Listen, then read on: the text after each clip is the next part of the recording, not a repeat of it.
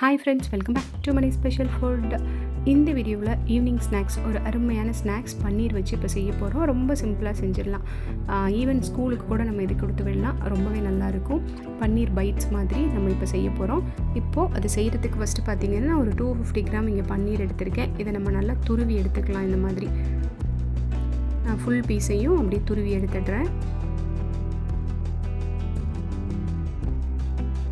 நல்லா இந்த மாதிரி துருவிட்டு அடுத்து இது கூட நம்ம கொஞ்சம் வெங்காயம், கொத்தமல்லி இலையெல்லாம் சேர்த்துக்கலாம். அதுக்கு பார்த்திங்கன்னா நான் ஒரு பெரிய வெங்காயம் இங்கே கட் பண்ணி எடுத்திருக்கேன். கொஞ்சமாக கொத்தமல்லி இலை எடுத்திருக்கேன். இதை சாப்பரில் போட்டு நல்லா ஃபைனாக சாப் பண்ணி எடுத்துக்கிறேன். நீங்கள் எந்த அளவுக்கு உங்களால் நல்லா பொடியாக நறுக்க முடியுமோ அந்தளவுக்கு நறுக்கி எடுத்துக்கோங்க. இப்போ இந்த கட் பண்ண வெங்காயம், கொத்தமல்லியை நான் இது கூட சேர்த்துட்றேன். அடுத்து இது கூட காரத்துக்கு ஏற்றளவு மிளகாய்த்தூள், 1 டீஸ்பூன் மிளகாய்த்தூள் சேர்த்துக்கலாம். ஒரு 3/4 டீஸ்பூன் கொத்தமல்லி தூள், 1/2 டீஸ்பூன் கரம் மசாலா தூள், 1/2 டீஸ்பூன் இஞ்சி பூண்டு பேஸ்ட்டு, இதெல்லாம் சேர்த்துட்டு இதுக்கு தேவையான அளவு உப்பு சேர்த்துக்கலாம். உப்பு பார்த்திங்கன்னா இந்த பன்னீர் ரெசிபி தான், அதனால் உப்பு ரொம்ப அதிகமாக தேவைப்படாது. ஒரு 1/2 டீஸ்பூன் சேர்த்துக்கோங்க. உப்பு சேர்த்துட்டு இப்போ இதை வந்துட்டு நம்ம நல்லா கலந்து விட்டுக்கலாம். கலந்து விடுறதுக்கு முன்னாடி ஒரு பைண்டிங் ஏஜெண்ட்டாக இங்கே வந்துட்டு நம்ம கொஞ்சமாக கடலை மாவு சேர்த்துக்கலாம். ஒரு 2 டீஸ்பூன் கடலை மாவு சேர்த்துக்கிறேன். சேர்த்துட்டு இது எல்லாத்தையும் ஒன்றா சேர்த்து மிக்ஸ் பண்ணி விட்டுக்கலாம். நல்லா இது எல்லாத்தையும் நல்லா மிக்ஸ் பண்ணி விட்டுட்டு நீங்கள் கொஞ்சமாக சாப்பிட்டு பாருங்கள். அந்த உப்பு, காரம் இதெல்லாம் உங்களுக்கு கரெக்டாக இருக்கான்னு. பத்தலைன்னா கொஞ்சமாக மிளகாய்த்தூள், உப்பு சேர்த்துக்கோங்க. இப்போ இது எல்லாத்தையும் நல்லா ரெடி பண்ணியாச்சு.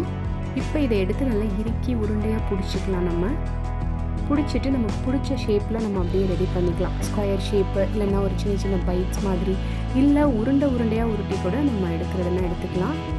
இதை இப்படியே நம்ம ரோஸ்ட் பண்ணியும் சாப்பிட்டுக்கலாம். இல்லைன்னா கொஞ்சமாக அதில் வந்துட்டு மேலே அந்த பிரெட் கிராம் போட்டு அது மாதிரியும் ரோஸ்ட் பண்ணி சாப்பிட்லாம். நான் இந்த மாதிரி சின்ன சின்ன பைட் மாதிரி நான் ரெடி பண்ணி எடுத்துக்கிறேன். இதே மாதிரி நம்ம எல்லாத்தையும் நம்ம நல்லா இறுக்கி பிடிச்சி உருண்டையாக உருட்டிட்டு அப்புறம் ஷேப் கரெக்டாக ரெடி பண்ணி இங்கே எடுத்து வச்சுக்கலாம். இப்போ பாருங்கள், நான் எல்லாத்தையும் இதை ரெடி பண்ணிட்டேன். இந்த 2 பிளேட் வந்திருக்கு நமக்கு இந்த பீசஸ்லாம். அடுத்து ஒரு 2.5 டீஸ்பூன் கிட்ட கார்ன்ஃப்ளவர் சேர்த்துட்டு கொஞ்சமாக தண்ணி சேர்த்து இந்த மாதிரி கலந்து எடுத்துக்கலாம்.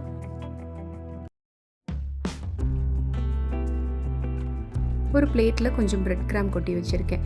இப்போது இந்த பீஸ் எல்லாம் எடுத்து இந்த கார்ன்ஃப்ளவரில் டிப் பண்ணிவிட்டு இந்த பிரெட் கிராமில் போட்டு நல்லா அப்படியே உருட்டி எடுத்து இந்த மாதிரி ட்ரேயில் வச்சிடலாம்.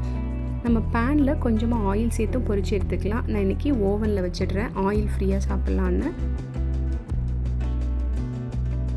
ஓவன் ட்ரேயில் நான் இந்த மாதிரி வச்சுக்கிறேன்.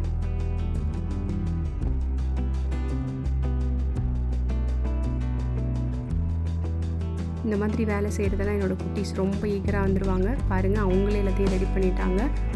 இப்போ நமக்கு எல்லா பைட்ஸும் இங்கே அழகாக ரெடி ஆகிடுச்சு. எடுத்து அப்படியே ஓவனில் வச்சிடலாம். ஓவனில் வைக்கிறதுக்கு முன்னாடி இது மேலே லைட்டாக அப்படியே ஆயில் அப்ளை பண்ணிவிட்டு நான் எடுத்து வச்சிட்றேன். ஓவனில் வச்சுட்டு ரோஸ்ட் பண்ணி எடுத்தோன்னா சூப்பரான இந்த பன்னீர் பைட்ஸ் அழகாக ரெடி ஆகிடும். நல்லா கிறிஸ்பியாக சூப்பராக இருக்கும். கொஞ்சமாக இது கூட டொமேட்டோ கெச்சப் வச்சு கொடுத்தோன்னா குட்டீஸ் அருமையாக விரும்பி சாப்பிடுவாங்க. நீங்களும் ஒரு டைம் இந்த மாதிரி ட்ரை பண்ணி பாருங்கள். இதே மாதிரி ஒரு சூப்பரான ரெசிபியோடு நம்ம அடுத்த வீடியோவில் பார்க்கலாம். Bye bye.